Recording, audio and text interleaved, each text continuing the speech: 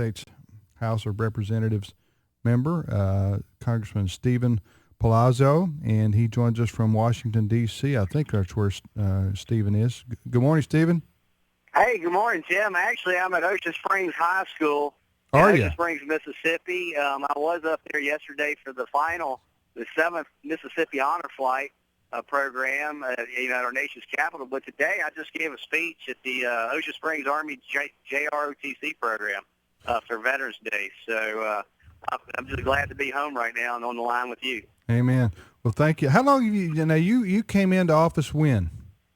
I came into office in 2010. Well, I got elected in 2010. I was sworn in January 5th, 2011. Now, I got to ask you this. It may seem like a simple question. Why did you run for Congress? Well, when you caught the car, like the dog chasing the car. Yeah. And when you caught the car, what did you do with it? That's a loaded question right there. That could be a lot. Well, I felt like, the person serving there wasn't, basically he was voting one way and talking a different way when he was back home. And the status quo wasn't working. America's not becoming stronger and more prosperous, and always, it might be the Marine Corps in me, the Army, just the way I was raised, that, you're supposed to leave things better off than you found it. And I want to leave America stronger and more prosperous for my children. Now, getting up here, I jumped in with my eyes wide open. I knew it was bad. I didn't know it was that bad, but there's reasons why I've introduced term limit legislation. It's to keep things like Obamacare from ever becoming a reality, because if my colleagues knew that within a certain amount of time they're going to have to come back and live by the laws that they pass, get a real job, not a lobbyist job or a lawyer, being set up at a nice law firm because of your connections, but actually had to come out and get a real job and maybe even create a small business, we wouldn't have Obamacare. We wouldn't have these high taxes, the overregulation that's just killing businesses and driving jobs overseas. Yeah, and it would be nice to have some sort of a law that once you left office, you could not get a job within 300 miles of Washington, D.C. So try being a lobbyist, in Chattanooga if you want, right. But you're not going to be in the D.C. area. And you're right. I think a lot of people, it may be legal, but a lot of people think, well, how can that be ethical?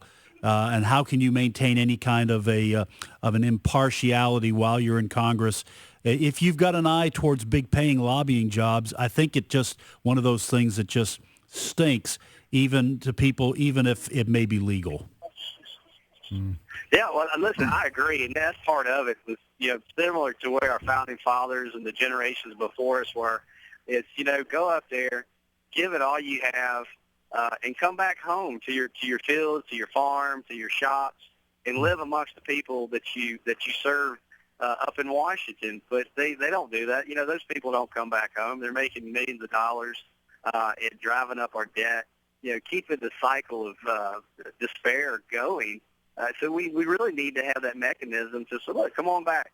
Yeah. Live in the community of which you served, and get a job. And I know, but there's so many bills that have been passed, and I think if people knew that was going to happen, we wouldn't be in the situation we are today. We wouldn't be having, again, Obamacare, which is the poster child for government overreach, high taxes, high regulations. We wouldn't have that right now.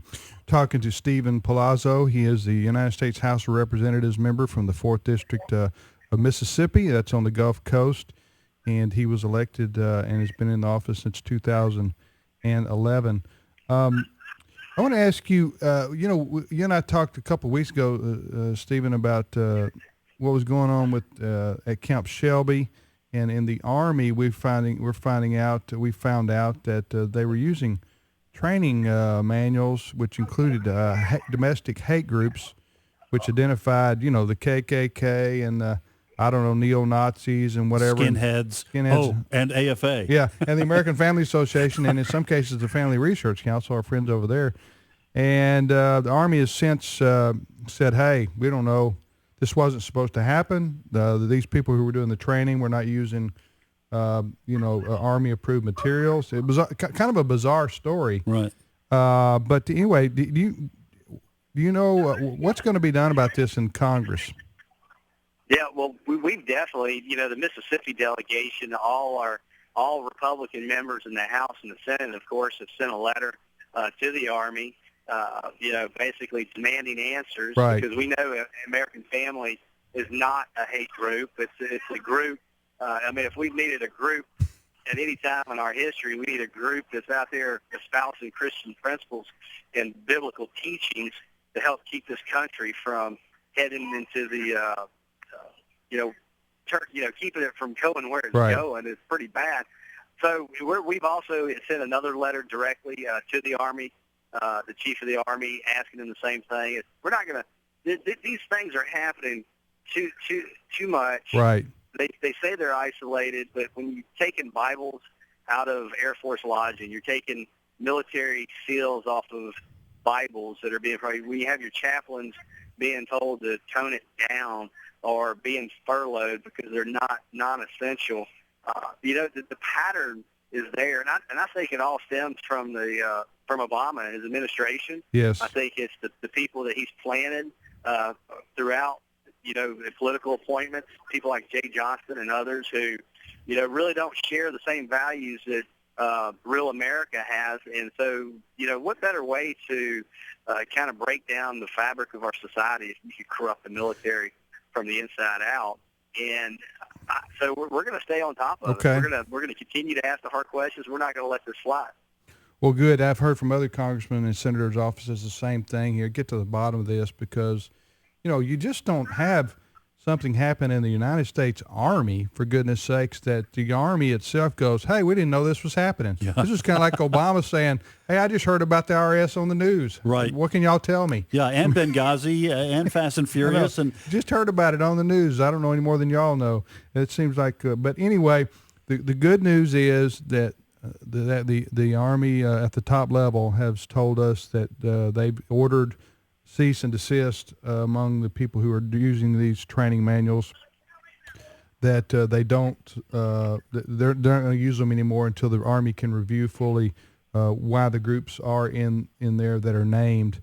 And so that is good news, but we need questions answered, like Congressman said here, on how this happened in the first place, because this shouldn't have happened in the first place. You're right, and there's about a dozen or so of my colleagues, I can say Randy Forbes in Virginia, several others that, we spend a lot of time where you think we'd be focusing on the economy and repealing Obamacare, but we're not allowing this administration to distract us with shiny objects and then basically rewrite the vision for America.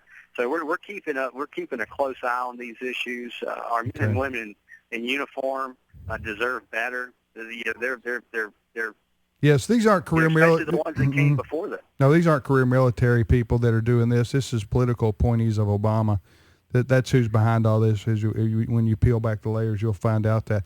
Congressman, thanks so much for your time. I know you got to run, and we appreciate your service in Washington. Keep up the good work, and we'll talk to you about other issues along the way here. Well, Lieutenant, I appreciate it. Take care. All right, thank you. Congressman Stephen Palazzo, he serves as the U.S. House of Representatives member from the 4th District of Mississippi, which